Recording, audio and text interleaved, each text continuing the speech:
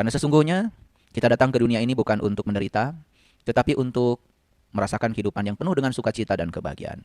Di episode yang terakhir, saya memberikan contoh-contoh sederhana tentang cara berpikir dan merasakan yang kurang tepat. Saya akan senang bila saya memiliki rumah yang bagus. Hidup itu kan saat ini, di sini, sekarang. Masa lalu hanya tinggal sejarah. Masa depan pun sesungguhnya masih misterius. Karena kita belum tentu bisa hidup di masa depan. Masa depan itu masih misterius bagi semua orang. Tetapi yang jelas, hidup yang nyata, yang realistis adalah di sini, saat ini, sekarang. Kalau ditanya kapan waktu yang paling penting, ya saat ini.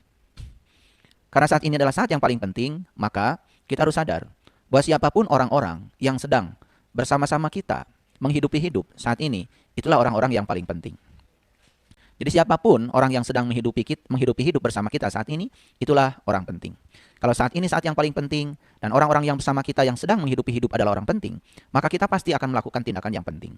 Tidak mungkin kita melakukan tindakan yang tidak penting. Menyakiti orang lain, merendahkan orang lain, mencemooh orang lain. Tidak mungkin orang yang sadar seperti itu melakukan tindakan yang bodoh. Oleh karena itu, kesadaran bahwa saat ini adalah saat yang paling penting, itu penting sekali untuk selalu menjadi patokan dalam kehidupan kita. Akan senang bila saya memiliki rumah. Rumahnya belum ada. Berarti saat kita berbicara seperti itu, kondisi kita tidak senang. Nah, ketika kondisi kita tidak senang, berarti perasaan kita sedang negatif. Perasaan kita sedang mengungkapkan perasaan yang negatif. Nah, hukum tarik-menarik akan berlaku. Karena yang serupa akan menarik yang serupa. Jadi perasaan negatif yang kita ungkapkan lewat kata-kata itu, tentu saja akan menarik lebih banyak lagi hal-hal negatif ke dalam kehidupan kita. Saya akan senang bila anak-anak saya sudah selesai kuliah. Berarti saat kita bicara, anak-anak itu kan belum selesai kuliahnya. Kenapa senang itu harus menunggu mereka selesai kuliah? Padahal sesungguhnya yang mengendalikan pikiran dan perasaan kita kan kita sendiri. Kenapa kita harus menggantungkan diri pada faktor eksternal? Saya masih ingat ada kata-kata bagus dari Socrates. Beliau mengatakan, kebebasan itu adalah penguasaan diri. Jadi ternyata kebebasan bukan masalah eksternal. Tapi kebebasan itu adalah masalah internal diri kita sendiri. Jadi siapa yang sudah mampu menguasai dirinya, itulah yang disebut dengan orang yang sudah mencapai kebebasan. Siapapun yang sudah menguasai dirinya, maka dia yang disebut dengan orang yang sudah merdeka. Karena orang yang sudah menguasai dirinya, berarti dia tidak dikuasai oleh siapapun. Sehingga dia sudah menjadi dirinya sendiri. Otomatis dia tidak mudah dikendalikan oleh situasi di luar. Saya berulang kali mengatakan bahwa kapal itu tidak pernah tenggelam oleh air yang di luar kapal. Sedahsyat apapun air itu. Dan kapal itu akan menjadi berbahaya ketika ada kebocoran. Sehingga ketika air dari luar masuk ke dalam kapal, sesungguhnya itulah yang menyebabkan kapal itu tenggelam. Kenapa demikian? Karena ketika air masuk ke dalam, berarti jumlah penenggelam dalam kapal lebih banyak daripada jumlah pengapung. Sedangkan dalam kapal itu diperlukan lebih banyak pengapung yang bernama udara. Sedangkan air itu adalah penenggelam. Jadi ketika jumlah air lebih banyak,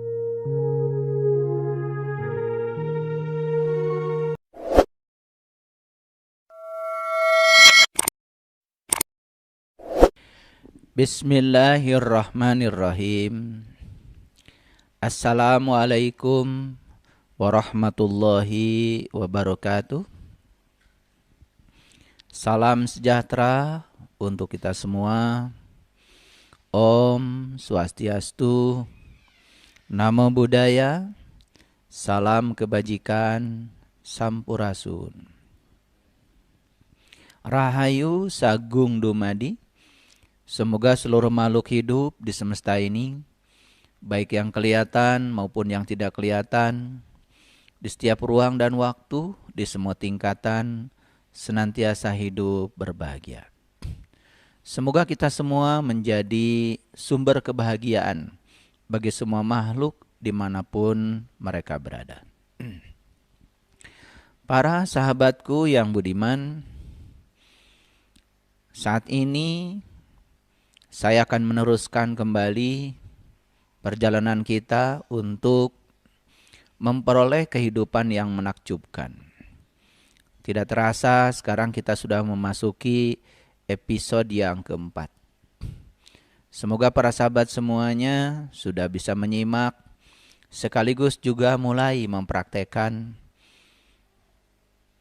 hidup yang menakjubkan bagian yang pertama, yang kedua, yang ketiga, dan yang keempat ini saya akan membukakan lebih rahasia lagi, lebih dalam lagi tentang rahasia perasaan.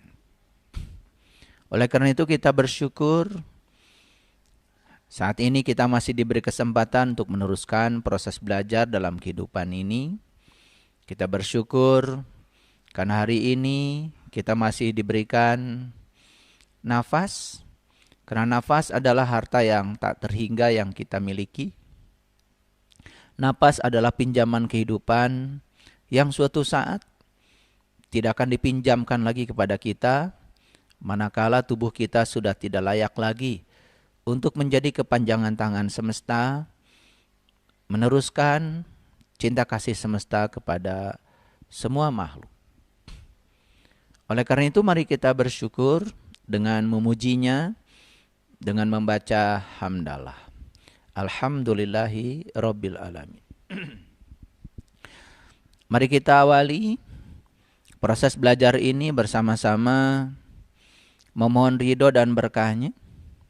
Semoga kita diberikan kecerdasan, kemampuan untuk mengamalkan ilmu-ilmu yang diberikan semesta kepada kita. Karena sesungguhnya kita datang ke dunia ini bukan untuk menderita, tetapi untuk merasakan kehidupan yang penuh dengan sukacita dan kebahagiaan. Oleh karena itu kita sapa asma Allah dengan kelembutan dan cinta, seraya membaca basmalah. Bismillahirrahmanirrahim. Di episode yang terakhir, saya memberikan contoh-contoh sederhana tentang cara berpikir dan merasakan yang kurang tepat. Misalnya, saya akan senang bila saya memiliki rumah yang bagus. Pertama, saat kita berbicara seperti itu, rumah yang bagusnya belum ada. Yang kedua, keadaan kita saat itu tentu saja sedang berada dalam kondisi kurang bahagia, alias tidak senang. Karena senangnya baru akan diperoleh nanti kalau rumah itu sudah ada. Sedangkan ya, kalau kita mau berpikir lebih realistis lagi, hidup itu kan saat ini, di sini, sekarang. Masa lalu hanya tinggal sejarah. Masa depan pun sesungguhnya masih misterius. Karena kita belum tentu bisa hidup di masa depan. Masa depan itu masih misterius bagi semua orang. Tetapi yang jelas, hidup yang nyata, yang realistis adalah di sini, saat ini, sekarang. Makanya saya sering menyampaikan bahwa kalau ditanya kapan waktu yang paling penting, ya saat ini. Karena saat ini adalah saat yang paling penting, maka kita harus sadar bahwa siapapun orang-orang yang sedang bersama-sama kita menghidupi hidup saat ini, itulah orang-orang yang paling penting. Dan oleh karena itu maka kita pun akan selalu sadar, kita akan selalu melakukan tindakan yang penting kepada orang-orang yang penting.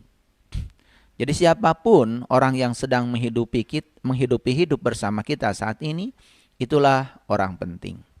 Kalau saat ini saat yang paling penting, dan orang-orang yang bersama kita yang sedang menghidupi hidup adalah orang penting, maka kita pasti akan melakukan tindakan yang penting. Tidak mungkin kita melakukan tindakan yang tidak penting. Menyakiti orang lain, merendahkan orang lain, mencemooh orang lain. Tidak mungkin orang yang sadar seperti itu melakukan tindakan yang bodoh. Oleh karena itu kesadaran bahwa saat ini adalah saat yang paling penting, itu penting sekali untuk selalu ya menjadi patokan dalam kehidupan kita. Para sahabat yang budiman, saya akan senang bila saya memiliki rumah. Rumahnya belum ada. Berarti saat kita berbicara seperti itu, kondisi kita tidak senang. Nah, ketika kondisi kita tidak senang, berarti perasaan kita sedang negatif. Perasaan kita sedang mengungkapkan perasaan yang negatif. Nah, hukum tarik-menarik akan berlaku. Karena yang serupa akan menarik yang serupa. Jadi perasaan negatif yang kita ungkapkan lewat kata-kata itu tentu saja akan menarik lebih banyak lagi hal-hal negatif ke dalam kehidupan kita.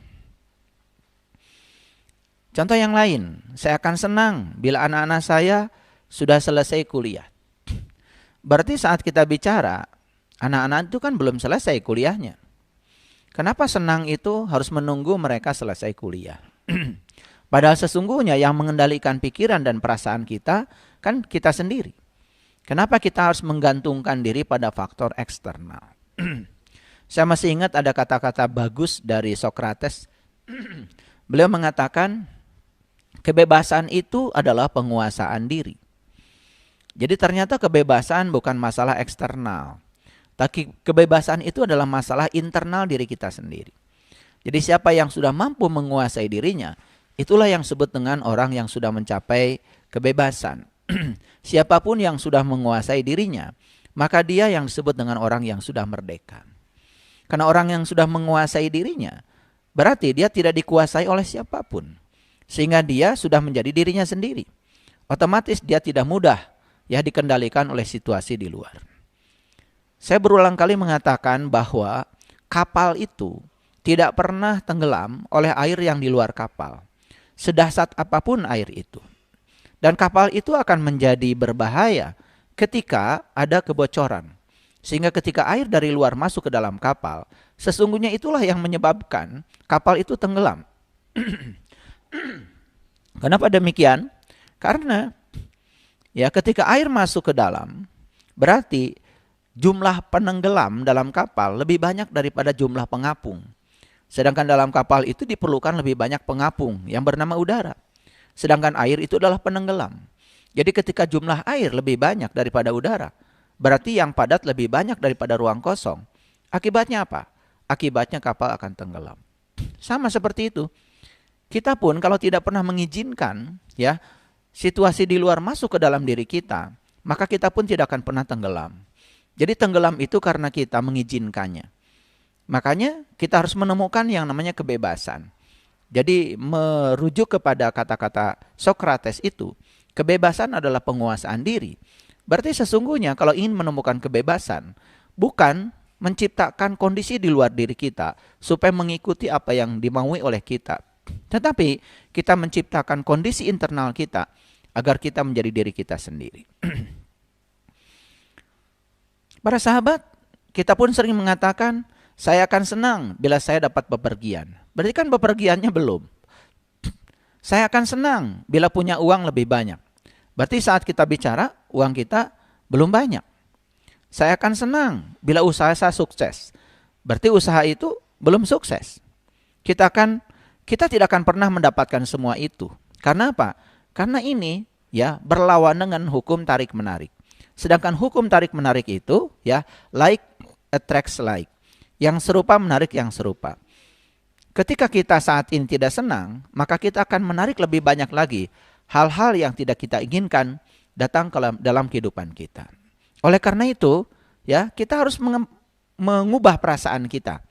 Jadi walaupun rumah kita belum bagus, ciptakan aja kesenangan. Karena senang itu di dalam, bukan di luar. Walaupun anak-anak kita belum selesai kuliah, ciptakan aja kesenangan sekarang. Walaupun kita belum bepergian, ciptakan saja kesenangan sekarang. Jika perlu, segala hal yang belum terjadi itu, rasakan saja seakan-akan sudah terjadi. Dan ketika kita merasakan seakan-akan itu sudah terjadi, berarti kita sedang mengungkapkan perasaan positif. Dan perasaan positif itu sesungguhnya adalah energi.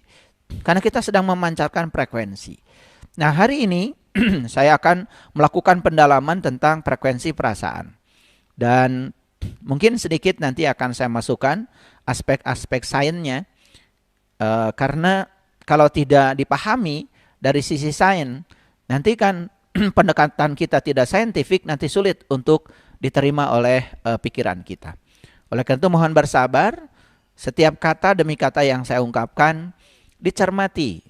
Karena ini saya bukan cerita teori, saya cerita sesuatu yang sudah terjadi dalam kehidupan saya. Saya cerita sesuatu yang sudah saya uji berulang kali. Bahkan itu sudah dipraktekkan. Mungkin nanti saya akan memberikan contoh-contoh sederhana yang sudah saya alami. Saya sering mengalami beberapa kejadian yang sederhana saja. Misalnya saya pergi ke restoran. Kemudian saya memesan makanan. Dan ternyata makanan yang saya pesan itu tidak seperti yang saya mau. Kemudian saat itu di dalam diri saya sedikit saja ada protes. Protes. Ya, makanan itu tidak enak. Ya, berarti saya sedang mengungkapkan perasaan negatif. Nah, ternyata ya, kalau saya tidak bisa mengubah perasaan saya itu, maka saya akan selalu mengalami hal yang sama. Jadi saya pergi lagi ke restoran yang lain, saya mendapati kejadian yang sama. Dan ini ya, kalau kita pelajari sebetulnya tidak ada yang kebetulan. Dan ini terjadi karena apa? Karena perasaan saya belum saya ubah. Sehingga saya akan mendapatkan hal yang sama. Nah, begitu perasaan saya diubah, maka kejadiannya berbeda. Nah, kita ini dalam hidup sebetulnya kurang cermat saja. Kadang-kadang kita tidak pernah mau mengaitkan setiap peristiwa dengan peristiwa yang lain, dan secara tidak sadar kita membiarkan peristiwa itu terjadi begitu saja. Padahal sebetulnya setiap peristiwa yang datang kepada kita itu hasil undangan kita. Oleh karena itu maka kita harus mengait-ngaitkan. Ya, kenapa peristiwa ini terjadi? Jangan-jangan karena peristiwa yang tadi, atau karena perasaan saya belum berubah. Nah, kalau kita terus-menerus bisa meniti ke dalam diri, mencermati yang terjadi dalam diri, perhatikan oleh para sahabat, maka para sahabat akan mengalami sesuatu yang luar biasa.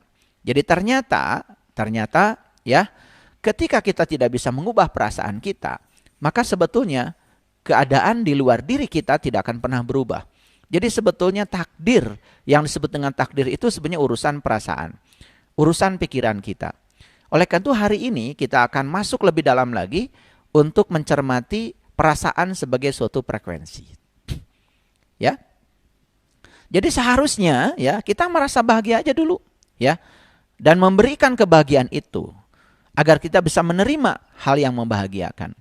Jadi merasa bahagia saja belum cukup, karena kita harus mengungkapkan kebahagiaan itu sehingga kita bisa menerima yang sama dengan yang kita ungkapkan. Nah, ini yang harus diperhatikan, yang sering tidak disadari.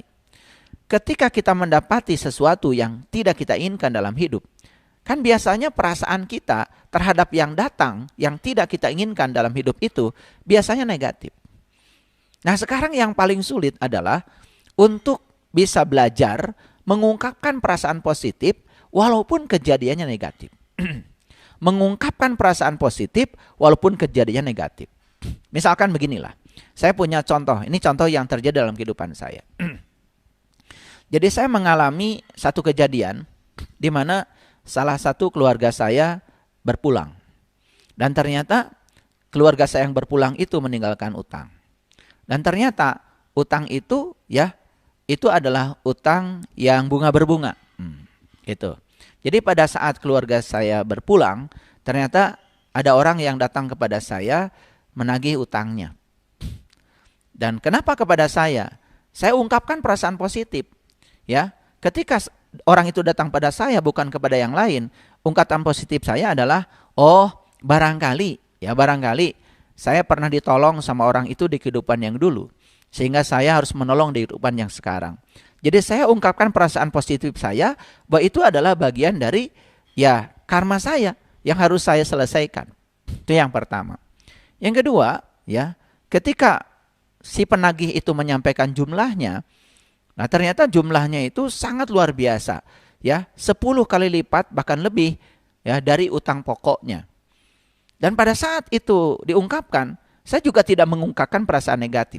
Saya cuma mengatakan, sudah saya akui sebagai utang saya dan tolong dihentikan, ya, jangan ditambah lagi. Dan selanjutnya saya katakan, doakan aja saya memiliki uang sebanyak itu. Dan saya tidak mengatakan uang dari mana, saya tidak marah. Dan saya cuma mengatakan, doakan saya, semoga saya punya uang seperti yang Anda mau. Dan ternyata, ya tidak lama, saya bisa punya kemampuan untuk menyelesaikan itu. Dan ternyata ketika kita mengungkapkan perasaan yang positif, malah justru uang juga datang. Jadi kalau kita mengungkapkan perasaan negatif terhadap yang negatif, otomatis ya, yang negatif akan semakin negatif. Tetapi ketika yang negatif ini kita bisa mengungkapkan perasaan positif, ternyata yang terjadi berikutnya adalah malah justru menjadi positif. Saya punya banyak cerita yang lain. Cuman kalau saya ceritakan terlalu banyak contohnya, tentu saja nanti tidak selesai kajian kita. Jadi cukup ya itu. Nah, selanjutnya ya. Jadi rumusnya sederhana ya. Seharusnya kita merasakan bahagia dulu dan memberikan kebahagiaan itu. Artinya kita mengungkapkan kebahagiaan itu. Bagaimana cara mengungkapkan kebahagiaan? Mengungkapkan kebahagiaan itu banyak ya. Bisa lewat kata-kata, bisa lewat tulisan ya, dan lain sebagainya. Saya berikan contoh sederhana lagi. Jadi waktu saya mau melanjutkan sekolah ke perguruan tinggi, saya menyampaikan pada orang tua saya bahwa saya mendapatkan surat panggilan. Kalau dulu namanya PMDK. Begitu saya sampaikan surat panggilan itu kepada orang tua saya, ya, orang tua saya cuma bisa menangis. Ya, jangankan untuk membayar uang kuliah, ya.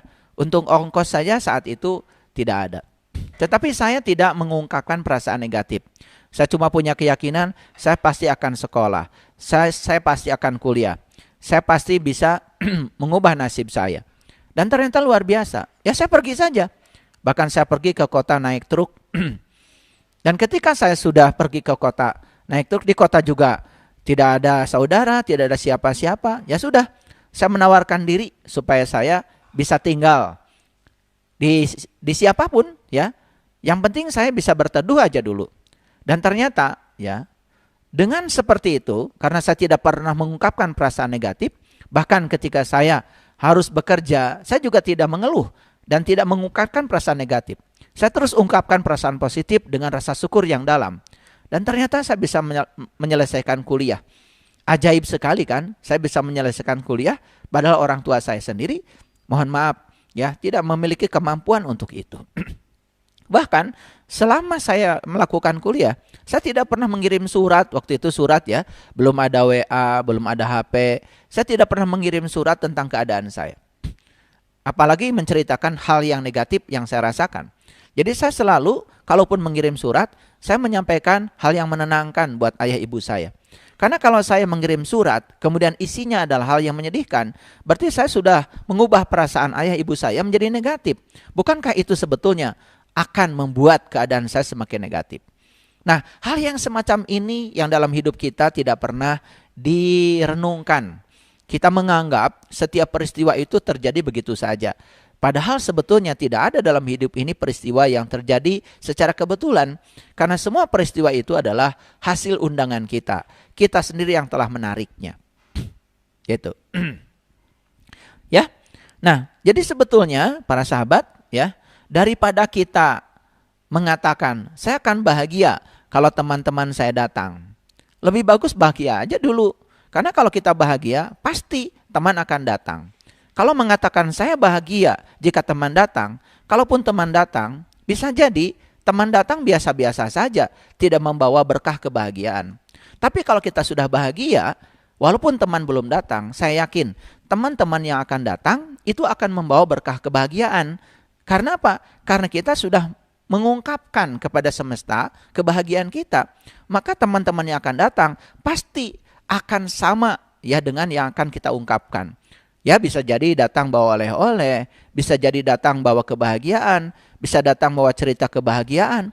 Kan bisa jadi teman datang malah justru ya membawa cerita-cerita yang memilukan, cerita-cerita yang menyedihkan. Itu kita sendiri yang telah menariknya.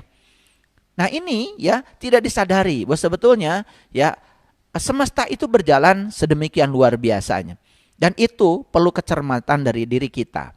Makanya konsep eling lan waspada, selalu eling dan waspada, mawas diri, itu penting. Apa yang harus kita jaga dalam diri kita? Pikiran dan perasaan. Pikiran dan perasaan. Nah hari ini kita akan masuk lebih dalam lagi karena saya akan ungkapkan ya perasaan sebagai frekuensi. Baik ya para sahabatku. Jadi di pertemuan yang terakhir saya sudah menyampaikan sebuah rumus sederhana. Jadi rumusnya apa? Merasa, mengungkapkan, dan menerima. Kalau kita sudah merasa bahagia, lalu kita bisa mengungkapkan rasa itu ya kepada semesta, maka kita akan menerima sebagaimana yang kita ungkapkan. Jadi ya hukum tarik-menarik di semesta ini tidak pernah gagal memberikan yang kita ungkapkan. Dan semua yang datang kepada kita tergantung yang kita ungkapkan.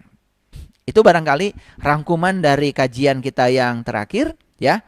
Jadi sekali lagi saya memberikan polanya, ya. Kita harus terlebih dahulu mengungkapkan perasaan baik. Kita harus terlebih dahulu merasa bahagia. Kemudian kita harus memancarkan kebahagiaan itu. Maka ketika kita memancarkan kebahagiaan itu, ya kita akan mendapatkan hal-hal yang membahagiakan. Ya, apapun yang ingin kita dapatkan dalam hidup harus kita berikan dulu. Harus kita ungkapkan dulu. Ya sama seperti sekarang, ya. Kejadian sekarang ini saya memberikan kajian tidak akan terjadi kalau saya tidak mengungkapkannya. Tidak akan terjadi realitas ini kalau saya tidak memikirkannya. Kan tidak mungkin kejadian ini terjadi begitu saja. Saya memikirkannya bahwa saat ini saya akan memberikan kajian. Kemudian saya mengungkapkan kepada semesta, saya ingin berbagi rahasia semesta yang saya rasakan. Semoga para sahabat yang lain bisa merasakan rahasia ini. Dan saya merasa bahagia, penuh sukacita. Saya merasa bersyukur hari ini bisa mengungkapkan rasa ini kepada para sahabat. Dan saya merasa saya ada. Dan benar-benar ada. Dan saya ingin agar kehidupan saya lebih bermakna bagi banyak orang. Saya ingin berkontribusi membangun kesadaran kolektif bagi semesta ini. Jadi kesadaran yang saya capai secara individu ini saya bagikan supaya semesta ini dihuni oleh orang-orang yang memiliki kesadaran tinggi sehingga terbangun kesadaran kolektif yang lebih tinggi. Bukankah sebetulnya kita berkontribusi terhadap semesta? Itulah yang dikatakan oleh leluhur kita, para nabi, para rasul. Mereka mengatakan sebaik-baiknya manusia adalah yang bermanfaat bagi manusia yang lain. Bagaimana kita bisa bermanfaat? Kalau menggunakan konsep leluhur kami di tanah Priangan ini, bermanfaat itu indikatornya ada 6. 1. Nulung kanu butuh. 2. Nalang kanu susah. 3. Ya, nyaangan kanu poeken. 4. Ngahudangkeun kanu sare. 5. Nempak kanu poho. 6. Ya, nganter kanu keeng. Nulung kanu butuh. Berarti kita harus menjadi seseorang yang profesional, memiliki sebuah keahlian agar kita memiliki peran dalam kehidupan ini. Terserah peran kita apa. Nalang kanu susah. Setelah kita bisa menolong banyak orang secara profesional, kan kita dapat berkah. Berkah yang kita dapat bukan untuk diri sendiri, tapi untuk dibagikan pada banyak orang. Terjadilah di situ nalang kanu susah, menolong orang yang susah. Apa cukup? Tidak cukup. Kita harus bisa menerangi orang yang kegelapan. Selanjutnya kita harus bisa membangunkan orang yang tertidur. Bukan tertidur yang dimaksud adalah tertidur secara fisik, tetapi yang dimaksud adalah orang-orang yang dalam kehidupannya ini kehilangan kesadarannya. Kemudian yang kelima, nepakanu poho. Ya, kita bisa mengingatkan orang yang lupa jati dirinya, lupa asal usul dirinya, lupa dari mana dia datang, lupa apa tugas dia di sini, lupa untuk pulang kemana. Dan selanjutnya adalah nganter kanu keeng, membebaskan orang-orang yang selalu dihantui oleh rasa takut. Dan kapan orang itu memiliki rasa takut? Ketika dia mengizinkan dirinya dibawa oleh pikirannya ke masa depan. Ketika dia sedang dikendalikan oleh pikirannya. Ketika dia sedang menjadi diri palsu. Kapan seseorang itu sedih? Ketika dia sedang mengizinkan dirinya dibawa ke masa lalu. Ketika dia mengizinkan dibawa oleh pikirannya ke masa lalu, pasti akan selalu sedih. Dan hati-hati ya, rasa cemas, rasa khawatir, rasa sedih akan menarik yang serupa. Makanya mohon maaf ya, nasibnya ya seperti itu, tidak pernah berubah, tetapi mereka tidak menyadarinya. Lalu menumpahkan semuanya itu kepada Tuhan. Jadi seakan-akan Tuhan itu semena-mena terhadap kita. Tuhan ya mentakdirkan kita menjadi sakit, miskin dan lain sebagainya. Sementara Tuhan sendiri mengatakan bahwa sesungguhnya beliau itu hanyalah Rob. Rob itu adalah keberadaan, Rob itu kehadiran. Tuhan itu hanya merespon apa yang kita ungkapkan kepada Tuhan. Jadi kalau kita mengungkapkan terus perasaan negatif, ya tentu saja ya hukum tarik-menarik akan berlaku. Maka semesta pun akan memberikan hal-hal yang negatif kepada kita. Ya, itu barangkali para sahabat ulangan dari kajian yang sebelumnya. Saya berikan sedikit tekanan supaya dengan demikian para sahabat bisa memahami. Jadi kuncinya sederhana ya. Mulai sekarang terhadap kejadian apapun jangan mengungkapkan perasaan negatif. Kalau kejadiannya sudah negatif, kemudian perasaan kita negatif, maka kita sedang menambah hal-hal negatif untuk hadir dalam kehidupan kita. Itu yang tidak pernah disadari. Jadi kalau kita dapat tagihan, tapi ungkapan kita terhadap tagihan itu negatif, merasa kerampokan, atau merasa terbebani, merasa berat, berarti kita sudah menambah yang negatif. Maka kita akan kesulitan untuk membayar tagihan. Coba ya, ketika kita ditagih, misalnya tagihan listrik oleh PLN, ungkapkan perasaan positif, ya. Wah, kalau saya bisa membayar ke PLN, berarti saya memajukan PLN dong. Kalau saya bisa memajukan PLN, berarti saya ikut berkontribusi membangun negara ini. Sehingga akan lebih banyak lagi orang-orang yang bisa diterangi, ya, dialiri listrik oleh PLN. Saya berarti ikut berkontribusi membangun perusahaan ini lebih maju. Jadi kita tidak merasa ditagih, kita tidak merasa negatif. Nah, kebanyakan orang ketika ditagih malah justru mengungkapkan perasaan negatif. Contoh lain misalnya, kita punya cicilan sepeda motor, cicilan mobil, kemudian ada tagihan. Ketika tagihan datang, kemudian perasaan kita negatif terhadap tagihan, maka kita tidak akan pernah punya kemampuan membayarnya. Coba ungkapkan perasaan positif, ya. Sepeda motor itu penemuan yang luar biasa. Bagaimana para ilmuwan bisa membuat sepeda motor yang luar biasa itu? Ungkapkan perasaan positif, ya. Wah, kalau saya bisa membayar ini, berarti saya berterima kasih kepada semesta. Karena Allah sudah menitipkan ilmu yang luar biasa kepada para ilmuwan, sehingga ilmu ini mewujud menjadi hasil teknologi yang luar biasa, sepeda motor, mobil, sehingga kita ini tidak mengungkapkan perasaan negatif terhadap itu. Nah, dengan demikian, saya pastikan kita akan punya kemampuan untuk bisa menyelesaikan semuanya. Nah, ini hal-hal sederhana yang tidak pernah disadari. Dan ini dianggap berjalan begitu saja, ya. Makanya saya sudah memberikan rumus. Perhatikan saya. Kalau saat ini perasaan kita negatif, maka perasaan negatif ini akan menghasilkan apa itu? Hal yang negatif. Hal yang negatif akan membangun perasaan kita lebih negatif lagi. Kalau perasaan kita lebih negatif lagi, maka hal-hal yang negatif akan lebih banyak lagi. Hal yang negatif ini yang lebih banyak akan membangun perasaan kita lebih negatif lagi. Maka kita akan memasuki yang disebut dengan siklus kenegatifan. Kita tidak keluar-keluar dari situ. Nah, saya sudah mengumpamakan di kajian yang sebelumnya seperti sangkar burung. Jadi sebetulnya ketika kita mengungkapkan perasaan negatif, kita membangun satu jeruji. Yang kedua, jeruji lagi. Yang ketiga, jeruji lagi. Akhirnya kita terperangkap di jeruji yang kita bangun oleh kita sendiri. Yuk kita sekarang patahkan semua jeruji yang sudah kita bangun itu. Biar kita menemukan kebebasan. Biar kita bisa menguasai diri kita sendiri. Sebagaimana yang disampaikan oleh Socrates tadi. Ya, itu para sahabat. Nah, bila kita telah sukses merasakannya, maka kita akan bisa menerimanya. Nah, oleh karena itu maka seberapa besar yang akan kita terima tergantung seberapa besar volume perasaan kita, baik positif maupun negatif. Yang berbahaya ketika pikiran negatif, perasaan kita negatif, kemudian emosi kita memberikan tambahan pada perasaan negatif, volume negatif kita membesar, yang akan kita terima dalam hidup tentu saja hal negatif sebesar volume yang kita ungkapkan lewat perasaan kita. Begitu juga untuk yang positif. Jadi kalau kita ingin menerima yang positif lebih banyak dalam hidup, berarti tugas kita saat ini adalah membesarkan volume yang positif itu ya sebesar-besarnya. Semakin tinggi perasaan positif yang kita ungkapkan, semakin banyak hal-hal positif yang akan datang ke dalam kehidupan kita. Sesederhana itu para sahabat. Ya.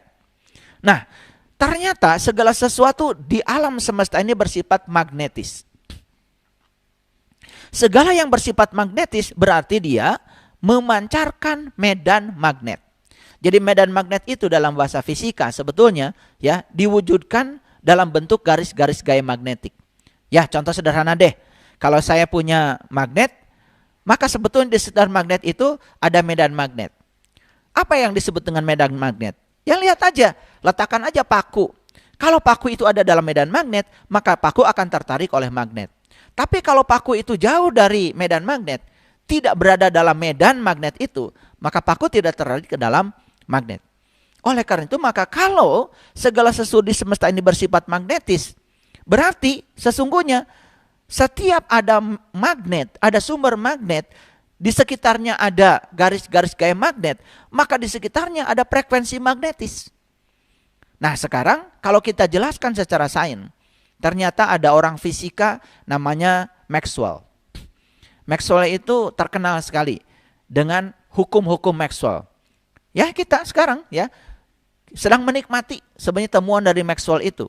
Kita bisa berkomunikasi lewat Zoom, kita berkomunikasi lewat WA, kita bisa berkomunikasi lewat HP. Kan semua itu yang menghubungkan kita adalah medan elektromagnetik. Nah, apa yang dikatakan oleh Maxwell? Maxwell mengatakan begini, ya. Ketika benda bermuatan listrik dipercepat, maka benda yang bermuatan listrik itu akan meradiasikan medan magnet. Nah, ini temuan sains. Nah, sekarang kita sadari, seperti tubuh saya. Tubuh saya tersusun oleh sel. Unit terkecilnya sel. Tapi di dalam sel ada yang lebih lagi. Apa? Molekul. Dalam molekul ada yang lebih kecil lagi. Apa itu? Atom. Dalam atom ada yang lebih kecil lagi. Namanya elektron. Dalam atom ada yang namanya inti atom. Dan ternyata ya orang fisika mengatakan ya memodelkan atom. Ternyata elektron itu ya bergerak mengelilingi inti atom. Nah, dia bisa bergerak berputar mengelilingi inti atom. Itu persis seperti bumi mengitari matahari. Cuman kalau bumi mengitari matahari itu ya dikendalikan oleh gaya gravitasi. Sedangkan elektron mengelilingi inti atom dikendalikan oleh yang namanya gaya elektrostatik. Jadi ada gaya disebut dengan gaya sentripetal, mengarah selalu ke pusat. Kalau dia mendapatkan gaya, berarti dia mendapatkan percepatan. Jadi setiap benda bermuatan listrik dipercepat, pasti akan meradiasikan yang namanya medan magnet. Ini sains. Nah, dan ternyata ya semua benda ini bersifat magnetis. Pikiran itu kan sebetulnya ya hardware-nya itu adalah otak. Otak itu tersusun oleh neuron. Neuron itu isinya juga atom. Atom isinya juga elektron. Elektron mengelilingi inti, berarti dia mendapatkan gaya elektrostatik. Maka dia akan meradiasikan medan magnet. Jadi semakin jelas ya para sahabat bahwa pikiran dan perasaan itu sebetulnya semacam pemancar. Nah, apa yang dipancarkan itu frekuensi. Kalau dia memancarkan frekuensi ini akan menggetarkan semua benda yang ada di sekitarnya. Nah, ketika terjadi resonansi, kalau frekuensinya positif, benda yang akan datang kepada kita yang positif. Kalau frekuensi kita negatif, benda yang akan datang kepada kita yang negatif. Jadi, sekarang kita punya sebuah pilihan. Mau yang datang dalam kehidupan negatif, atau yang mau datang kepada kita positif, tergantung. Kita mau memancarkan frekuensi yang mana. Kalau pikiran dan perasaan kita selalu memancarkan frekuensi yang positif, otomatis tidak mungkin yang datang ke dalam kehidupan kita itu yang negatif. Pasti selalu hal-hal yang positif. Nah, ini saya jelaskan secara saintifik supaya semuanya memahami, ya. Memahami. Jadi sebetulnya ya, keadaan kehidupan kita yang sering disebut dengan takdir, pencipta takdir itu diri kita sendiri.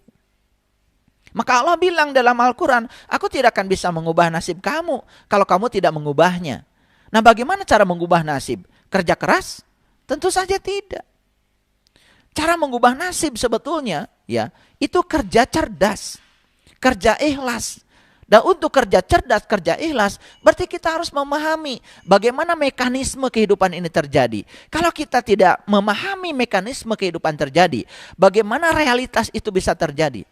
Dan di kajian sebelumnya saya sudah menjelaskan, realitas itu terjadi karena perpaduan dua tataran. Satu tataran materi, yang kedua adalah tataran energi. Itu yang membangun realitas. Materi pun terbuat dari energi. Energi adalah frekuensi, energi adalah vibrasi. Berarti materi juga sebetulnya adalah energi. Berarti frekuensi, berarti vibrasi. Makanya masuk akal kalau setiap benda di semesta ini bersifat magnetis. Ya, nah, berapa besar kekuatan dari magnet itu? Tergantung. Makanya kalau di laboratorium, saya mengajarkan kepada mahasiswa, ada yang namanya ferromagnetik. Itu kekuatan menariknya besar. Ada yang namanya paramagnetik. Kekuatan menariknya lemah. Ada yang namanya diamagnetik. Ya, itu lebih lemah lagi. Jadi tergantung seberapa besar kita mau menjadikan diri kita sebagai kekuatan. Makanya yang namanya cinta itu adalah kekuatan positif. Kalau kita bisa memancarkan kekuatan positif, maka semakin besar kekuatan positif itu. Apalagi kekuatan positif itu sudah dimasukkan ke dalam pikiran dan perasaan, itu yang akan menarik semua hal yang positif dalam hidup.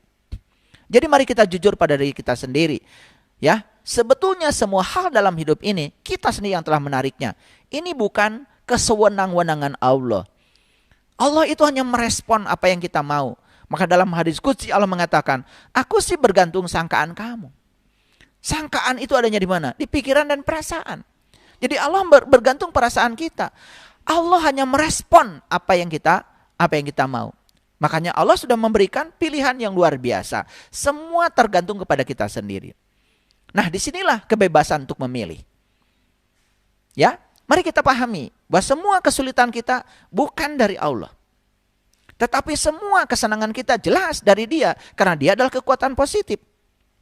Oleh karena itu maka cuma dua dalam hidup. Mau menghadirkan Allah atau tidak menghadirkan Allah. Begitu kita selalu menghadirkan Allah, berarti kekuatan positif yang hadir. Cinta yang hadir. Begitu tidak menghadirkan Allah, maka kita akan mengalami ketiadaan cinta. Kekuatan negatif, ya, itu yang akan menguasai kita. Itu ya, para sahabat. Ya, oke. Jadi segala sesuatu di alam semesta ini bersifat magnetis dan memiliki frekuensi magnetis. Udah jelas ya? Oke. Nah, kalau begitu perasaan dan pikiran pun memiliki frekuensi magnetis. Nah, kalau perasaan dan pikiran memiliki frekuensi magnetis, berarti perasaan dan pikiran ini semacam pemancar yang terus memancarkan frekuensi. Nah, sekarang tergantung kita mau siaran apa. Mau siaran cinta, mau siaran kebencian, mau siaran kearifan, mau siaran kebijaksanaan, mau jadi pencerah, atau kita justru menebarkan kegelapan, terserah, itu pilihan kita. Dan siapapun yang menebarkan cahaya, maka dia akan mendapatkan cahaya. Dan siapapun yang menebarkan kegelapan, ya pasti akan menemukan kegelapan yang sama. Dan alam semesta itu tidak pernah salah. Karena apa? Karena semesta ini maha adil. Ya, oke, baik ya. Jadi perasaan baik menandakan kita sedang berada dalam frekuensi cinta. Itu yang disebut dengan frekuensi positif. Perasaan tidak baik, perasaan negatif, berarti kita sedang mengalami ketiadaan cinta. Siapa penguasa perasaan kita? Bukankah diri kita sendiri? Jadi sekarang aneh, kita yang menguasai perasaan kita, tetapi kita ya menuduh pihak lain di luar diri kita seakan-akan merekalah yang telah menjadikan kehidupan kita seperti ini. Kan itu tidak adil, ya. Itu. Jadi apapun yang kita rasakan akan menarik orang, akan menarik kejadian, akan menarik keadaan, ya. Tergantung kita berada pada frekuensi mana. Karena yang akan kita tarik yang sama frekuensinya dengan ya perasaan kita sendiri, ya. Misalnya begini ya, kalau kita sekarang sedang punya perasaan antusias, kita ungkapkan perasaan antusias ini, saya yakin kita akan menarik semua hal yang sefrekuensi dengan antusias. Sebaliknya ya, kalau kita sekarang sedang memiliki perasaan takut, dan kita mengungkapkan ketakutan itu lewat kata-kata, lewat tulisan, diekspresikan semua ketakutan itu, perhatikan saya, kita sedang menarik semua hal yang menakutkan dalam hidup kita. Itu semua diri kita penguasanya. Nah, jika kita dapat mengubah frekuensi perasaan kita setiap saat, awas ya, jika kita dapat mengubah frekuensi dan perasaan kita setiap saat, maka segala sesuatu di sekitar kita akan berubah pada frekuensi baru. Yuk sekarang, kenapa kita diberikan kehidupan? Makanya kalau saya punya keyakinan, ketika saya bangun pagi, tadi pagi, ya setelah saya berterima kasih kepada pemilik semesta atas kehidupan ini, ya. Kemudian saya ungkapkan perasaan positif dalam diri saya. Hari ini saya akan ketemu orang yang menyenangkan, makanan yang menyenangkan, kehidupan yang menyenangkan. Saya ungkapkan semua perasaan itu dengan penuh rasa syukur, ya. Kenapa? Saya menyadari kalau saya diberi waktu untuk hidup, waktu itu adalah saat. Dan setiap saat kehidupan kita sebetulnya diberikan kepada kita. Untuk apa? Untuk mengubah frekuensi perasaan kita. Sudahlah, nggak apa-apa. Kalau kita punya frekuensi perasaan yang negatif di masa lalu, biarkan saja. Tapi ya kita bisa mengubahnya saat ini. Yuk, kalau para sahabat sekarang punya perasaan negatif saat ini, yuk kita ubah saat ini juga. Kita ubah saat ini juga. Kita masuki frekuensi baru saat ini juga. Percaya sama saya. Kalau kita mengubahnya saat ini juga, tidak usah nanti. Maka kita akan menemukan frekuensi baru. Frekuensi baru ini adalah frekuensi yang akan menarik hal-hal baru yang lebih baik lagi ke dalam kehidupan kita. Ini rahasianya para sahabat. Ini yang tidak pernah disadari. Ya. Sampai sini bisa memahami ya? Oke, saya lanjutkan dulu. Nah, bagaimana cara kita memilih situasi? Semua situasi dalam kehidupan kita, kita yang memilih. Ya. Kita dapat memilih situasi tertentu. Dan pasti setiap situasi yang kita pilih, itu ada akibatnya. Situasi batin kita memilihnya, pasti ada akibatnya. Jadi semua situasi itu kita yang menentukan. Kita mau situasi seperti apa, kita yang menentukan. Tapi jangan lupa ya, di setiap situasi yang kita pilih ada akibat yang menyertainya. Karena apa? Disitulah berlaku aksi reaksi. Berlaku hukum tarik-menarik. Saya menduduki kursi ini. Kenapa? Karena saya ditarik oleh gravitasi, oleh bumi. Makanya saya juga punya akibat. Akibatnya apa? Saya memberikan gaya kepada kursi dan kursi memberikan gaya kepada saya. Sehingga resultan gaya saya itu jadi 0. Akibatnya saya bisa diam di sini. Kalau resultan gaya tidak 0, tidak aksi reaksi, tidak mungkin saya bisa duduk di sini. Karena untuk diam di sini, resultan gaya harus sama dengan 0. Bukankah saya bisa duduk di sini? Karena apa? Karena ada gaya aksi reaksi antara tubuh saya dengan kursi. Akibat apa? Akibat saya ditarik oleh bumi. Sebetulnya saya dengan bumi itu tarik menarik. Cuman karena terhalang oleh kursi, sehingga saya tidak sampai ke bumi. Ini sains para sahabat, ini sains. Jadi di alam semesta ini, aksi reaksi selalu terjadi. Ya, nah oleh karena itu maka, yuk ya, ketika ada yang negatif, sekarang ungkapkan perasaan positif, walaupun itu negatif. Dengan demikian kita bisa menarik hal positif. Tetapi sebaliknya kalau ada yang negatif dalam kehidupan kita, kita mengungkapkan perasaan negatif, kita telah menggandakannya. Banyak kan di antara kita, kalau ada kesusahan, kita curhat, hati-hati, kita sedang menambah kesulitan. Kegagalan, kemudian disebarkan kemana-mana, ditulis, di status, ya, ditulis di WA, disebarkan pada banyak orang, kita sedang memancarkan frekuensi negatif. Ya, saya nggak tahu, dulu saya belum tahu hukum ini, tapi saya tidak pernah mau menceritakan hal yang buruk dalam kehidupan saya pada siapapun. Saya telan aja sendiri. Bahwa sekarang saya menceritakan itu hanya sebagai contoh. Bukan karena saya sedang curhat. Karena saya tidak memberikan emosi terhadap itu. Ya, saya pernah mengalami kejadian macam-macam. Ya, bahkan saya mengalami ya tempat tinggal saya harus melayang karena tertipu. Saat itu saya cuma mengungkapkan perasaan positif aja. Kalau saya masih tertipu, berarti saya masih bodoh. Berarti saya harus belajar, gitu aja. Dan saya tidak merasa kehilangan terhadap rumah itu. Kalau saya merasa kehilangan, saya menambah kesulitan bagi kehidupan saya. Dan ternyata begitu saya ungkapkan perasaan positif, oh kalau saya masih tertipu berarti saya masih bodoh. Oh berarti saya harus belajar lagi. Saya ungkapkan perasaan positif, maka ternyata ya tidak lama lagi kembali lagi kok. Ya, itu. Nah, ini ilmu penting. Ini ilmu penting. Makanya rahasia ini saya bagikan.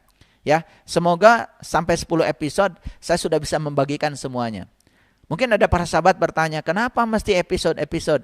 Karena saya ingin memberikannya detail. Saya ingin memberikannya dengan contoh-contoh. Saya memberikannya tidak mau tergesa-gesa. Kita belajar dari alam ya. Alam itu tidak pernah tergesa-gesa tapi sampai. Lihat tuh pohon pisang. Tidak pernah hari ini ditanam, besok kemudian berbuah pisang. Ya, semua berproses.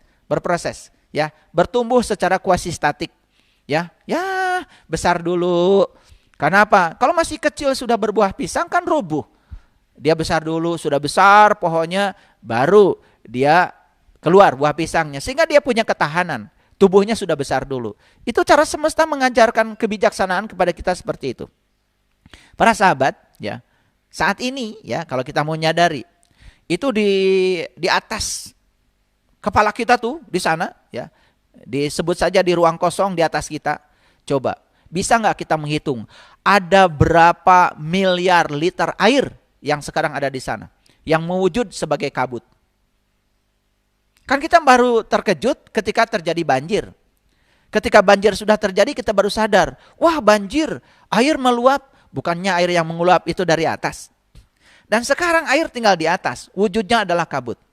Coba perhatikan, tidak pernah air dari atas tumpah sekaligus. Dan kalau tumpah sekaligus, bayangkan ya, semua pohon akan mati, semua ranting akan patah.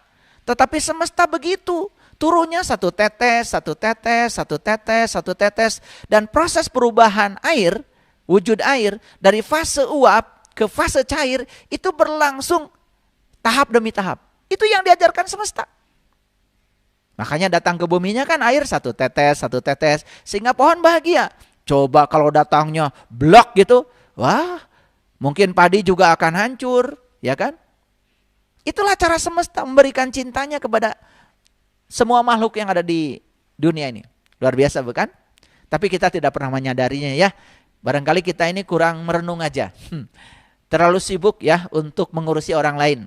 Kadang-kadang mengurusi diri sendiri tidak ada waktu. Pokoknya kalau orang lain berbeda dengan kita sudah ya dianggap salah, diserang. Hati-hati para sahabat. Ketika kita protes, sebetulnya kita sedang mengungkapkan perasaan negatif. Dan semua akan kembali kepada kita. Makanya ya, saya terhadap apapun ya tidak pernah mengungkapkan perasaan negatif. Saya positifkan aja perasaan saya. Selalu positifkan ya. Bahkan kalau ada orang ya meminjam uang pun saya ungkapkan perasaan positif. Berarti ya semesta mempercayai saya bahwa saya adalah orang yang berkecukupan. Sehingga saya dipercaya didatangi orang itu untuk membantunya. Ungkapkan aja perasaan positif. Dan kita bisa membantu orang. Dan kita juga tidak merasa kekurangan ketika kita membantu dia. Coba ya. Seperti itu. Tapi harus ada batasan. Ya. Jangan jadi orang bodoh baik hati. Membantu itu namanya membantu berarti memberi pertolongan. Yang namanya memberi pertolongan berarti memandirikan orang itu. Hati-hati ya. Jangan sampai orang yang ditolong itu malah justru memiliki kebergantungan kepada kita. Kalau itu bukan menolong, itu namanya meracuni. Kita telah melumpuhkan orang itu. Jadi kalau menolong itu berarti memandirikan orang itu. Hati-hati ya, makanya kita harus mengedukasi ya setiap pertolongan kita kepada mereka. Bukan untuk melumpuhkan mereka agar bergantung kepada kita, tetapi agar mereka menjadi mandiri. Itu yang paling penting. Ya, sekarang ya. Kita bisa memilih situasi ya. Oke. Contoh yang sederhana aja tentang apa? Tentang hubungan. Hubungan itu banyak ya.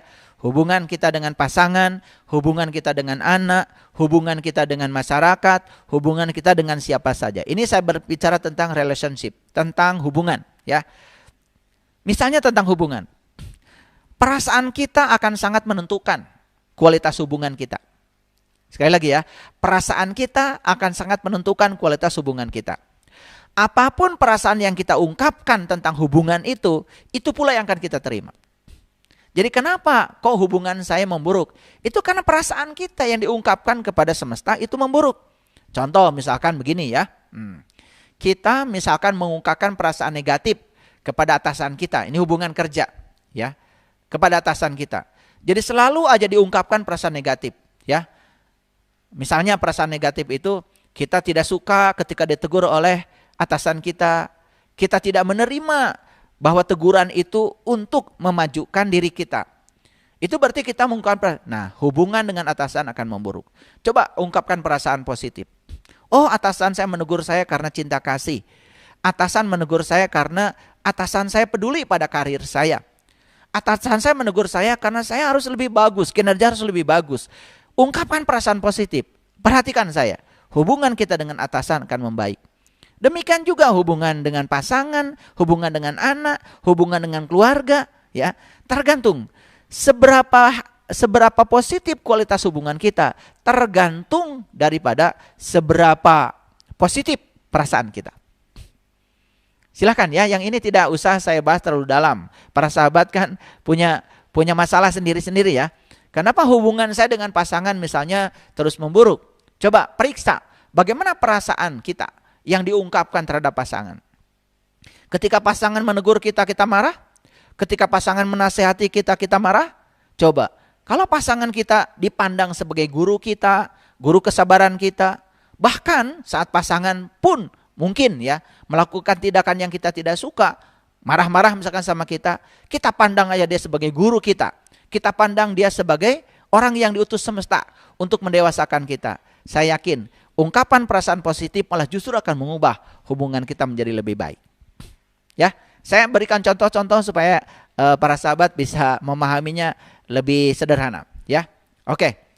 Jadi hubungan dengan siapapun bisa membahagiakan, bisa memberi semangat, bisa memuaskan, tergantung pada ungkapan perasaan kita tentang hubungan. Bisa juga, mohon maaf para sahabat, hubungan kita membosankan, membuat kita putus asa, hubungan kita mencemaskan, hubungan dipenuhi dengan kebencian, malah justru menimbulkan depresi. Tergantung kepada perasaan kita. Oleh karena itu maka ungkapkan perasaan positif tentang hubungan itu. Gitu. Ya. Jadi perubahan perasaan berarti itulah namanya perubahan takdir. Jadi perubahan perasaan itulah perubahan takdir. Jadi kalau kita ingin mengubah takdir, langkah pertama yang harus diubah adalah ubah perasaan kita. Nah, saya sudah menjelaskan hari ini kalau perasaan itu adalah frekuensi. Saya sudah menjelaskan hari ini kalau perasaan itu adalah frekuensi. Ya? Oke. Ya. Jadi sebetulnya ada banyak pilihan frekuensi perasaan.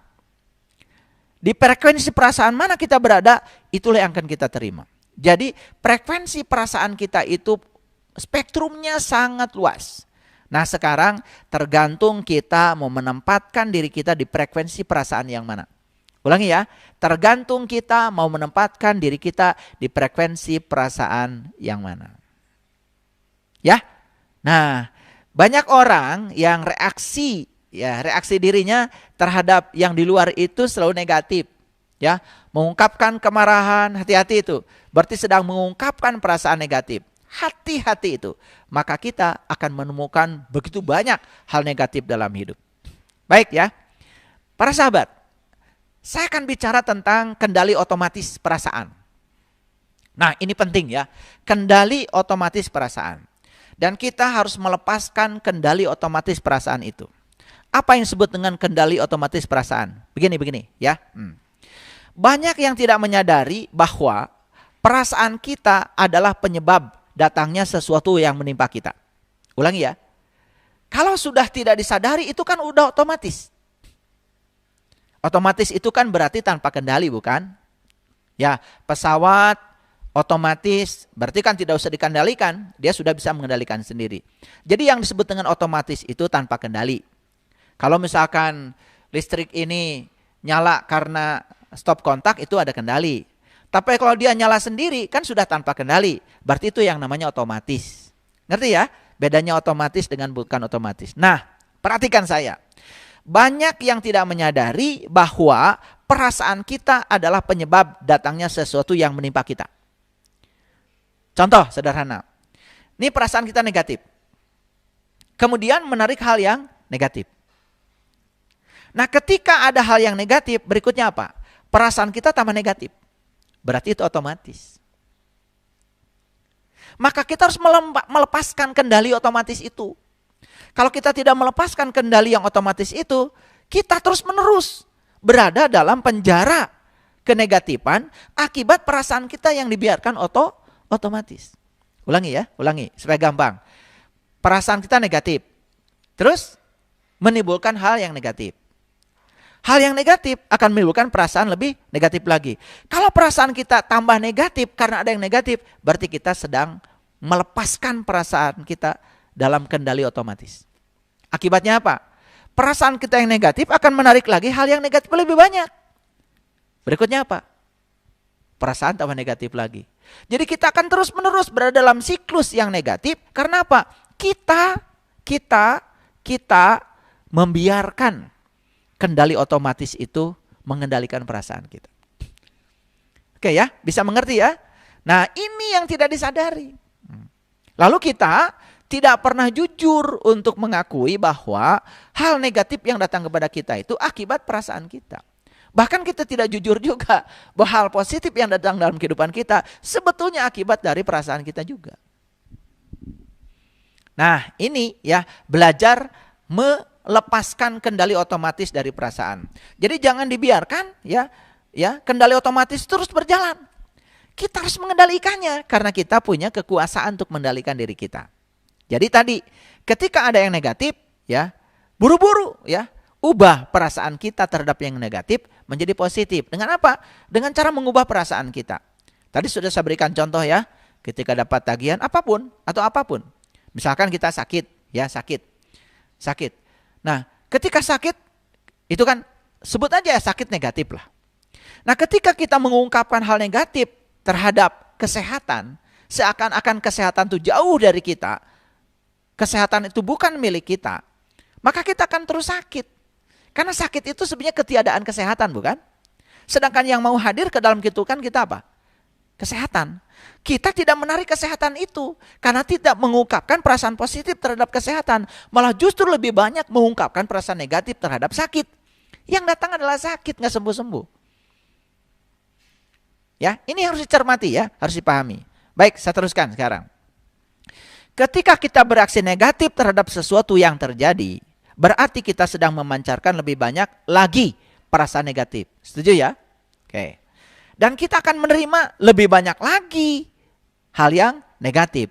Masuklah kita pada siklus perasaan negatif. Kenapa? Karena kita membiarkan kendali otomatis perasaan berjalan. Ini harus dilatih ya, para sahabat, harus dilatih. Jadi kalau gitu peringatan dari saya apa? 1.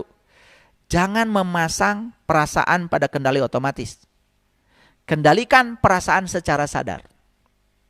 Jangan memasang perasaan kita pada kendali otomatis. Berarti apa?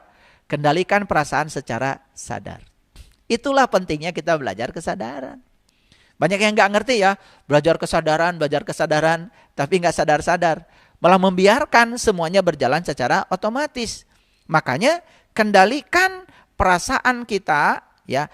Jangan memasang perasaan kita pada kendali otomatis, tapi kendalikan perasaan kita secara sadar. 1, yang pertama. Yang kedua, peringatan yang kedua.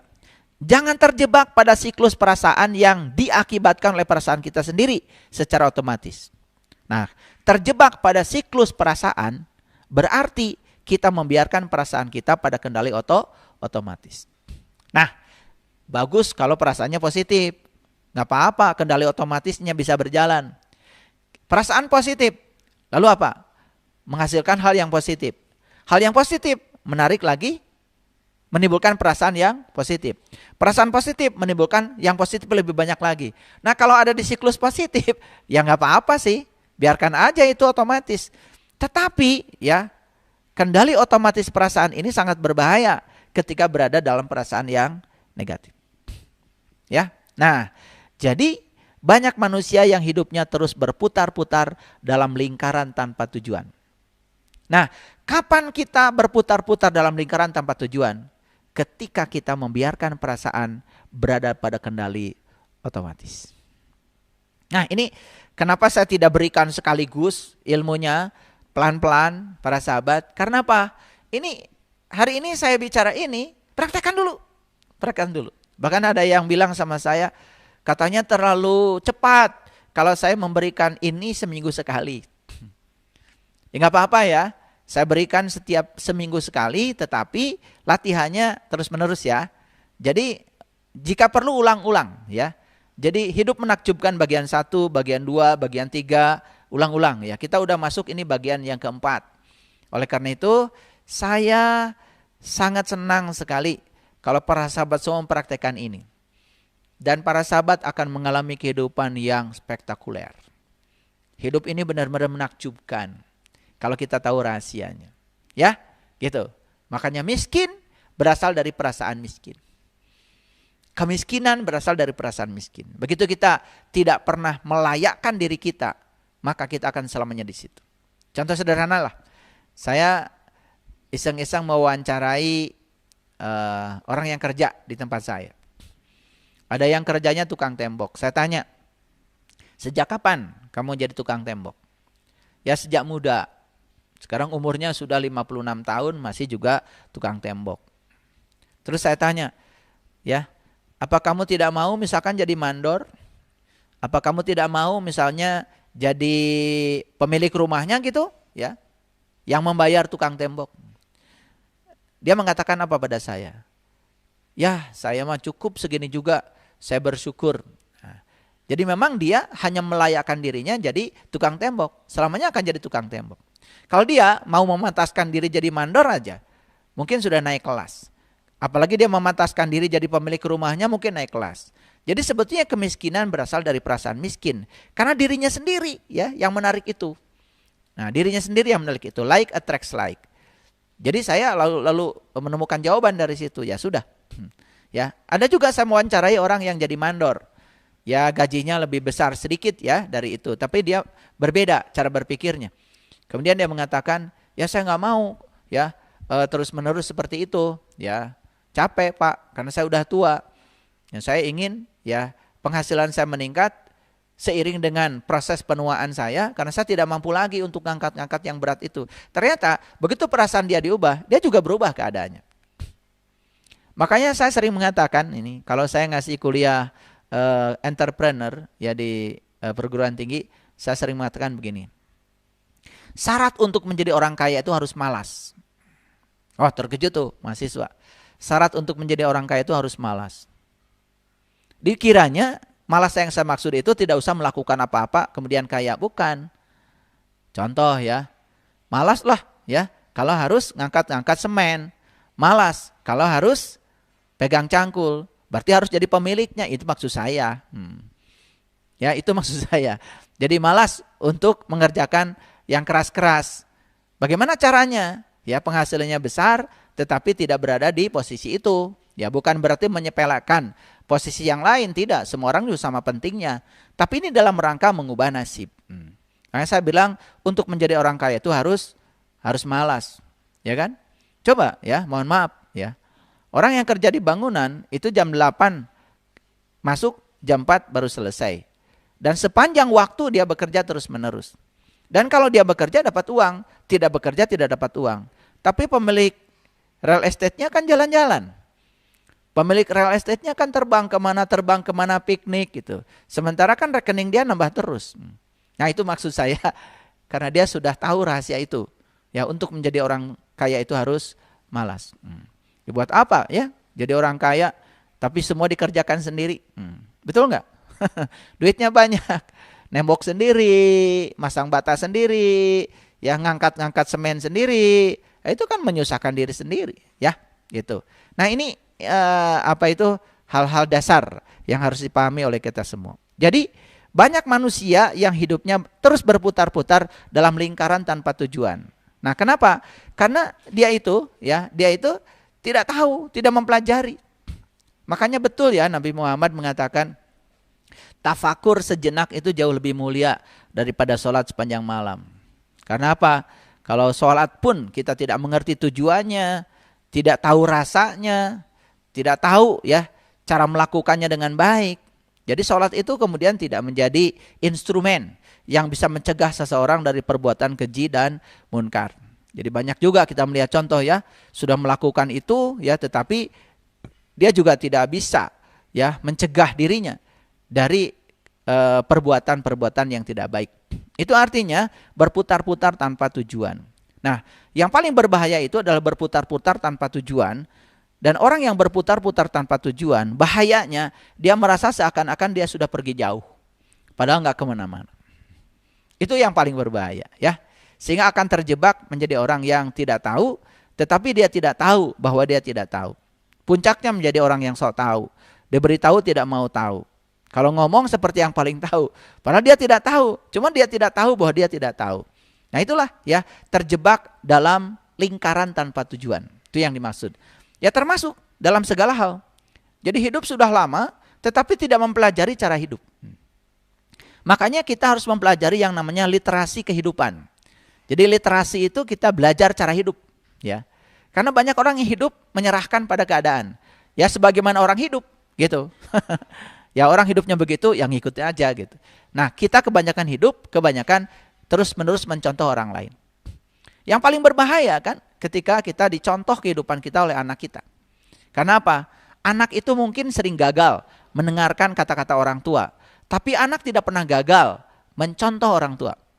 Dan hati-hati ya, Orang tua banyak sekali membangun paradigma berpikir anak sebagaimana yang orang tua mau. Bahkan orang tua sering mengatakan kata-kata negatif kepada anak. Dan itu masuk di alam bawah sadarnya. Itu membentuk pikiran anak. Sehingga kalau nasib anak itu sama dengan nasib orang tuanya. Karena orang tuanya yang telah mewariskan nasib itu lewat kata-kata, lewat pikiran. Kan orang tua sering mengatakan, nah hidup itu susah dan penuh perjuangan. Kenapa sih tidak diganti sama anak hidup itu mudah dan menyenangkan? Kenapa tidak diganti dengan itu? Daripada kita mengatakan hidup itu susah dan penuh perjuangan, lebih bagus kan dikatakan hidup itu mudah dan menyenangkan. Nah, padanan katanya diambil yang lebih positif. Ya, itu. Nah, jadi ketika kita tidak punya uang misalkan. Contoh tidak punya uang. Kita tidak punya uang. Kemudian kita tidak nyaman ya, gara-gara tidak punya uang. Saya mau nanya pada para sahabat. Tidak nyaman perasaan positif atau negatif? Negatif kan? Oke. Apa yang terjadi? Kita tidak sadar sebetulnya yang menyebabkan tagihan membengkak itu perasaan negatif kita. Gara-gara tidak punya uang, perasaan kita negatif. Coba kita belajar mempositifkan perasaan walaupun uang mungkin sekarang belum kita miliki. Apalagi ketika kita bisa bersyukur di tingkatan syukur ya. Tingkat syukur. Belajar bersyukur terhadap yang belum terjadi. Kalau bersyukur terhadap yang sudah terjadi, yang sedang terjadi gampang. Belajar bersyukur terhadap yang belum terjadi. Gimana caranya? Merasakan seakan-akan yang belum terjadi itu sudah terjadi sekarang. Ini bukan halusinasi. Bukan. Tetapi ini imajinasi. Ini visualisasi. Belajar merasakan, membesarkan rasa kita. Daripada kita merasa tidak nyaman kan negatif. Itu yang menyebabkan tagihan semakin membengkak. Berikutnya apa? Akan ada kejadian yang menguras uang kita semakin dalam. Dan perasaan kita harus diubah. Dan kita banyak yang tidak mengakui bahwa sebenarnya tagihan membengkak itu karena perasaan kita terhadap uang itu negatif. Nah, ketika kita bereaksi negatif tentang tagihan, misalkan yang tadi, berarti kita mengungkapkan perasaan negatif yang lebih besar tentang uang. Dan akan lebih banyak lagi menimbulkan keadaan negatif tentang uang. Makanya kita berkelindan di situ terus, ya. Tidak keluar dari situ. Ini harus dirubah ya perasaan kita. Setiap detik adalah peluang untuk mengubah hidup kita. Dengan cara mengubah perasaan kita. Tak peduli sebelumnya seperti apa. Udah, yang sudah lewat. Perasaan kita seperti apa, udah lupakan aja. Dan sekarang kita bisa mengubahnya. Gimana caranya? Masuklah ke frekuensi yang berbeda.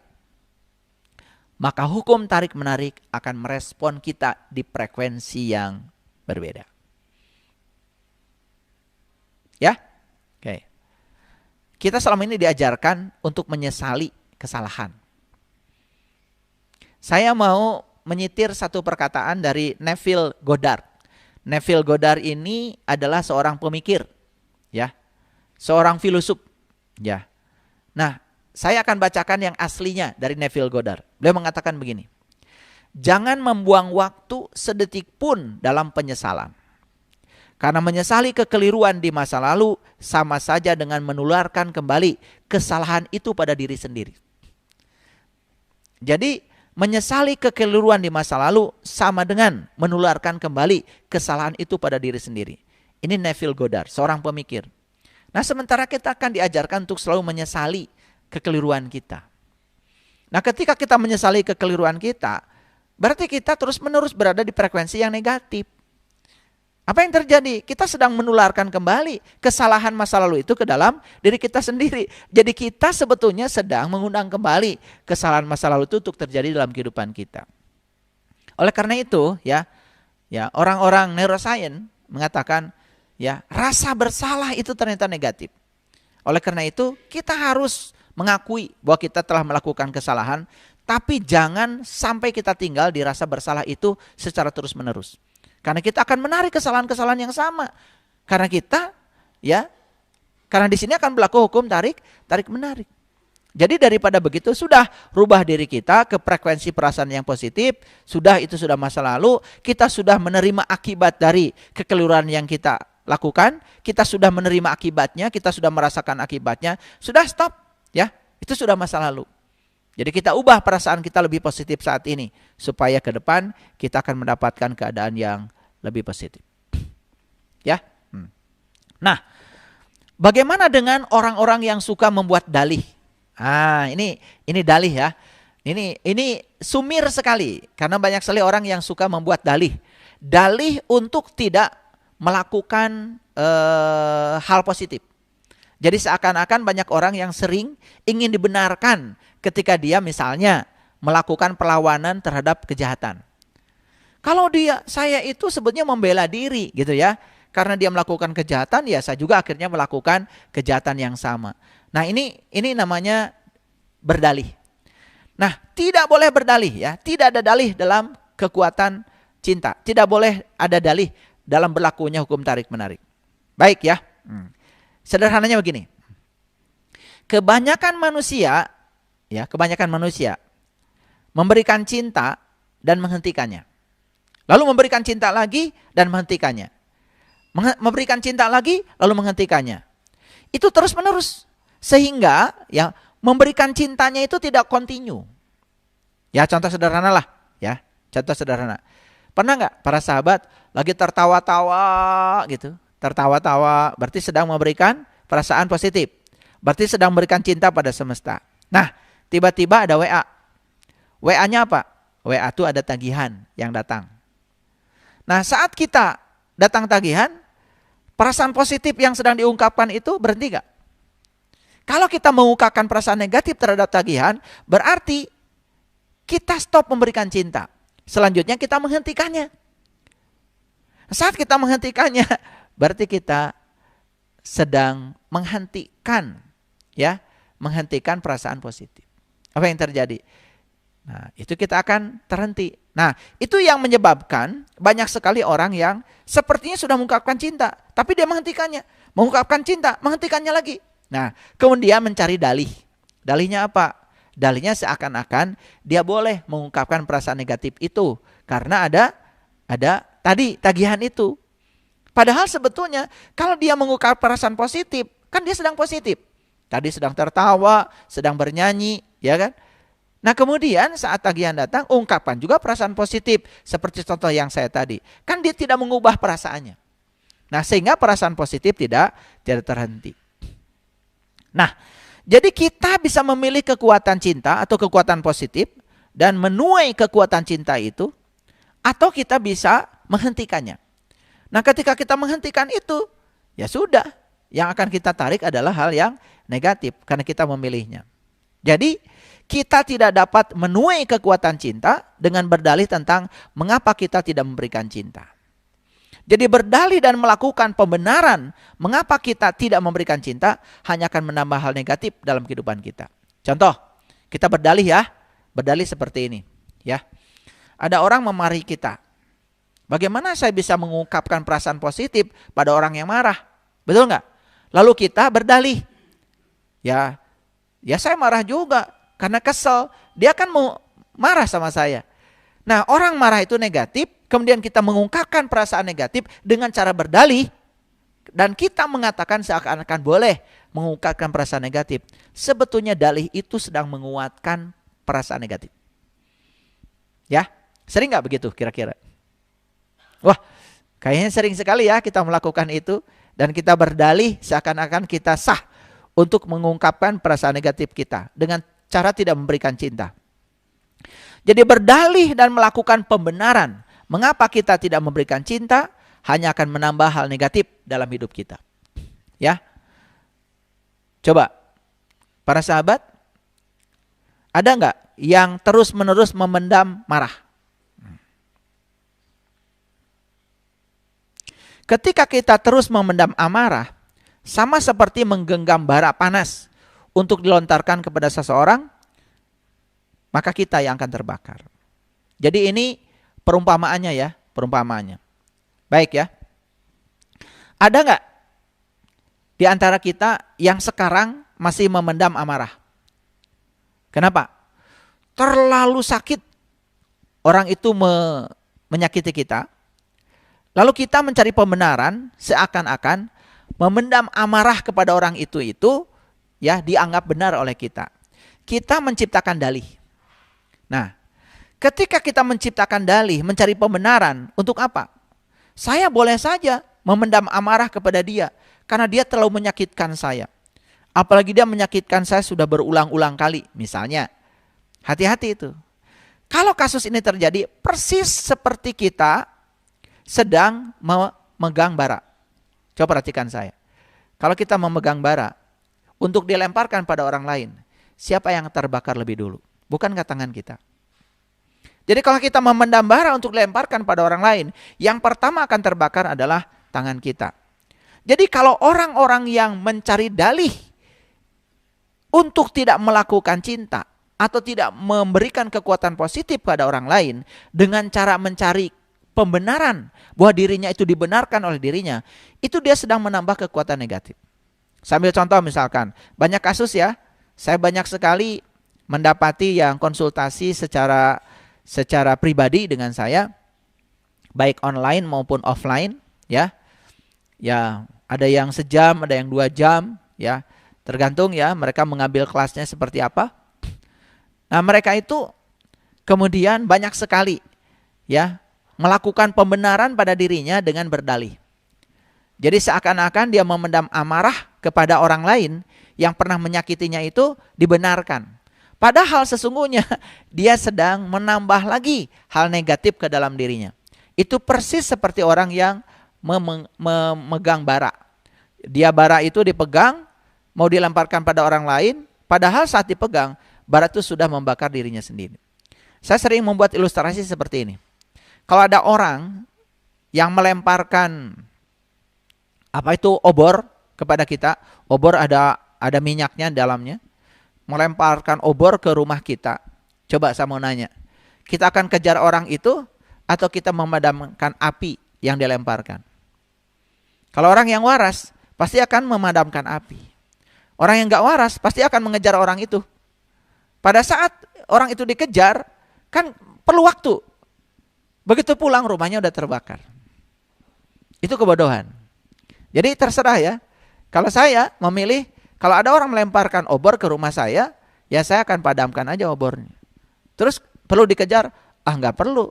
Karena dia sebetulnya sedang melemparkan obor pada dirinya sendiri. Ya buat apa saya kejar? Capek-capek. Tetapi kalau saya kejar orang itu, sebetulnya saya sedang memilih tindakan saya yang bodoh. Kenapa? Karena begitu saya sudah mengejar orang itu, dan belum tentu orang itu bisa ditangkap oleh saya. Tuh kalau bisa ditangkap pun buat apa? Ya, paling saya berantem dengan orang itu. Yang jelas rumah saya udah terbakar habis. Ya kira-kira ilustrasinya seperti itulah. Jadi mulai sekarang jangan berdalih untuk tidak memberikan perasaan positif sekalipun kejadiannya negatif. Jangan mencari pembenaran untuk menghalalkan, mengungkapkan perasaan negatif ya terhadap sesuatu yang negatif ya, walaupun itu seakan-akan dibenarkan oleh ego kita. Hati-hati ya, jangan pernah mau seperti itu karena itu sangat berbahaya ya. Oke. Contoh yang lain lah para sahabat tentang dalih ini, tentang pembenaran. Pernah enggak kita kesal karena teman kita yang janji bertemu kemudian dia tidak datang? Pernah nggak? Pernah ya? Pasti. Kita kesal karena janji bertemu tidak datang. Ya mohon maaf. Kalau saya janjian dengan orang kemudian tidak jadi bertemu, ya saya nggak perlu kesal. Ya udah ya, tinggal pulang aja. Kenapa sih? Mungkin itu yang terbaik. Itu yang terbaik dari semesta. Bahkan saya berpikir ya kalau ketemu juga mungkin tidak akan menghasilkan apa-apa. Jadi kalau pikiran kita sudah bergerak ke depan, maka kita akan selalu kecewa. Jadi kalau kita hadir di sini saat ini sekarang, kan banyak hal yang bisa saya kerjakan, walaupun tidak jadi bertemu. Tetapi cobalah, kalau kita kesal karena janji bertemu tidak jadi, lalu kita mengatakan kacau, ya, lalu menyalahkan orang lain, hati-hati ya, kita sedang menggunakan kesalahan orang lain untuk tidak memberikan cinta. Kita sedang menggunakan kesalahan orang lain untuk kita tidak mengungkapkan perasaan positif. Maka hukum tarik-menarik akan bekerja. Ketika kita menyalahkan, maka kita juga akan dipersalahkan. Walaupun orangnya mungkin tidak sama. Jadi ketika kita menyalahkan orang lain, kita suatu saat juga akan dipersalahkan. Walaupun mungkin yang menyalahkan orang kepada kita bukan orang itu, mungkin orang yang tidak sama. Dan itu tidak akan pernah salah, karena hukum tarik-menarik akan berlaku. Jadi tidak ada dalih dalam kekuatan cinta. Kita akan mendapatkan apa yang kita berikan.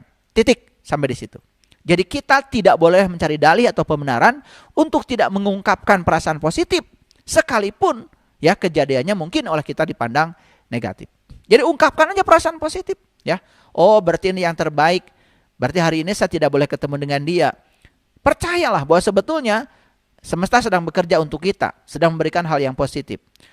Kalau kita mengungkapkan perasaan positif, berarti kan kita tidak menambah kenegatifan yang datang kepada kita.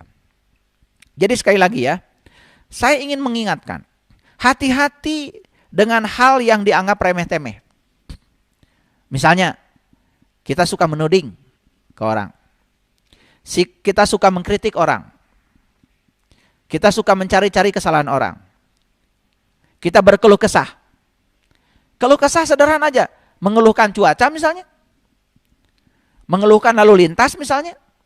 Atau banyak juga yang mengeluhkan pemerintah misalnya. Atau mengeluhkan pasangan misalnya. Mengeluhkan anak-anak misalnya. Mengeluhkan orang tua misalnya. Atau mengeluhkan antrian panjang. Atau mengeluhkan situasi ekonomi. Atau mengeluhkan makanan. Atau mengeluhkan tubuh. Mengeluhkan pekerjaan. Mengeluhkan pelanggan. Mengeluhkan bisnis misalnya yang tidak jalan. Atau mengeluhkan harga. Mengeluhkan kebisingan. Hati-hati. Semua itu akan mengembalikan hal yang negatif kepada kita. Dan saya sudah mengalaminya ya. Coba kita mengeluhkan harga. Lalu kita mengatakan, wah sepatunya mahal sekali, itu perampokan. Kita tidak akan pernah memakai sepatu itu. Tapi kalau kita mengatakan sepatu itu bagus, luar biasa, karya yang indah, pasti saya bisa memakainya, suatu saat kita akan memakainya. Ini hal yang kelihatan remeh-temeh, tetapi ini kalau dilihat kaitannya, kita akan bisa melihat kaitannya. Contoh yang sederhana lah. Jadi saya pernah mengeluhkan makanan di restoran. Dan setelah itu saya kembali ke restoran. Sebelum saya bisa mengubah perasaan saya akan terus-menerus menarik yang sama. Selalu mendapatkan makanan yang tidak cocok. Begitu diubah perasaannya, maka berubah situasi di luar. Itu para sahabat ada kaitan. Ya? Oke.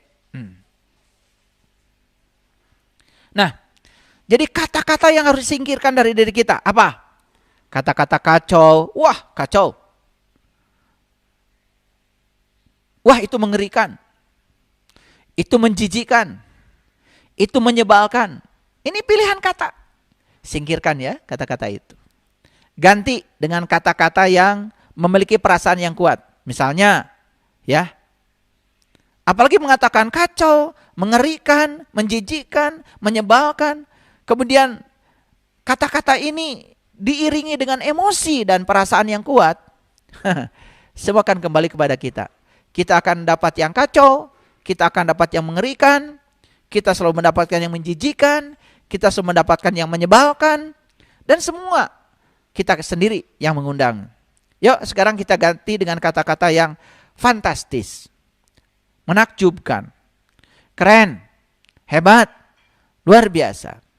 Makanya kalau ada orang mengirim pesan di WA group, ya coba, fantastis, menakjubkan, keren, hebat, luar biasa. Dan kata-kata itu, ya apalagi diberi rasa oleh kita, itu yang akan datang kepada kita.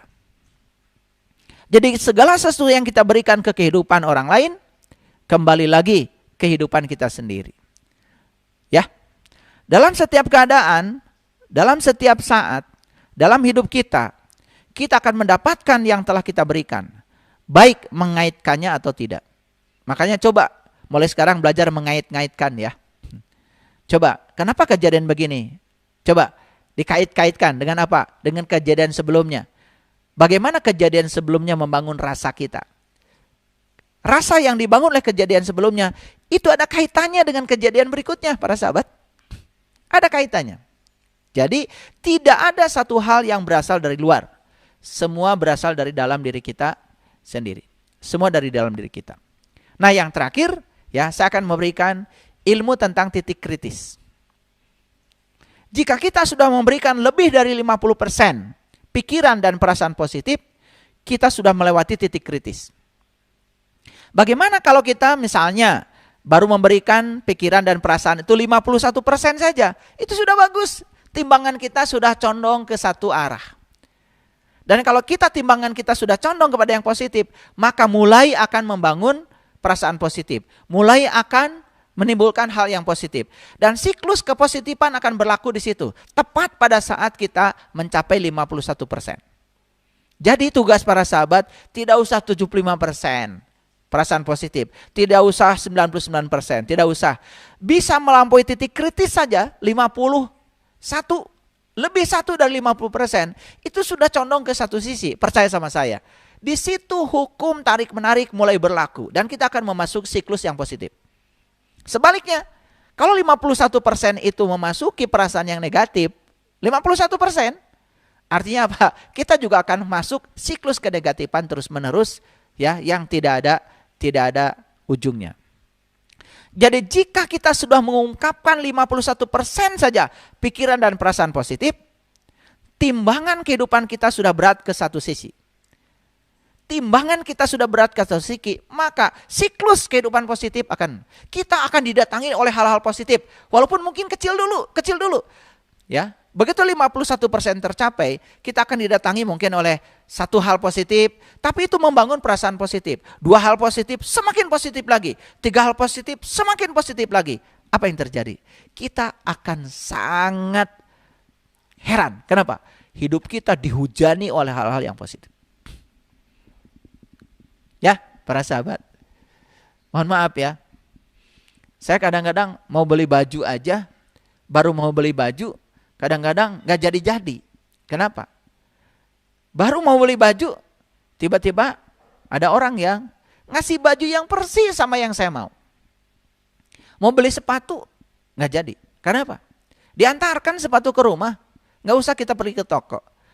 Saya pengen sepatu olahraga yang ini. Mohon maaf, saya tiba-tiba ada ya. Saya ingin jas seperti itu. Persis jasnya itu yang jadi saya pernah jalan-jalan waktu itu ke satu toko di mall, ada jas bagus, dan saat itu saya sedang lupa membawa ATM saya. Dan saya juga tidak membawa uang tapi perasaan saya itu jas itu seperti udah saya pakai. Luar biasa. Selesai pengajian, itu ada sahabat kita yang ngasih jas yang persis. Bahkan dari toko yang persis itu. Jasnya persis itu. Sampai saya bilang sama istri saya, ini jas yang kemarin saya pegang. Ya, makanya sekarang ya, belajar mencapai 51% aja dulu ya. Tidak usah 75%. Pernahkah kita mendapatkan hal yang menyenangkan susul-menyusul? Atau sebaliknya, hal yang tidak menyenangkan susul-menyusul? Pernah? Hati-hati ya. Ini karena mungkin kalau yang menyenangkan susul-menyusul itu datang, itu karena kita sudah mencapai titik kritis 50% ke atas. Tetapi kalau yang buruk susul-menyusul, juga kita sudah mencapai titik kritis 50% ke atas, tetapi untuk timbangan yang negatif. Jadi sekarang saya memberikan resepnya, capai aja dulu 51%. Ungkapkan hal positif dalam hidup, melampaui titik kritis 50%. Ya, gitu. Begitulah ya cara kita mendapatkan dan menjalani kehidupan yang menyenangkan. Dan selama-lamanya terlindung dari segala mara bahaya. Demikianlah caranya kita menjadi kekuatan positif ketika keadaan kelimpahan datang, keselarasan tertarik kepada kita. Jadi begitu mencapai 51%, percaya sama saya, mungkin berikutnya 52%, 50%, bahkan akan melesat dengan begitu mudah mencapai di atas 80%. Dan ini harus dipraktekkan ya para sahabat, tidak cukup dengan mendengarkan kajian saya. Sayang sekali kalau kajian tidak dipraktekkan. Dan sekarang saya sedang membagikan rahasia bagaimana mengubah nasib kita. Ayatnya kan sudah jelas ya.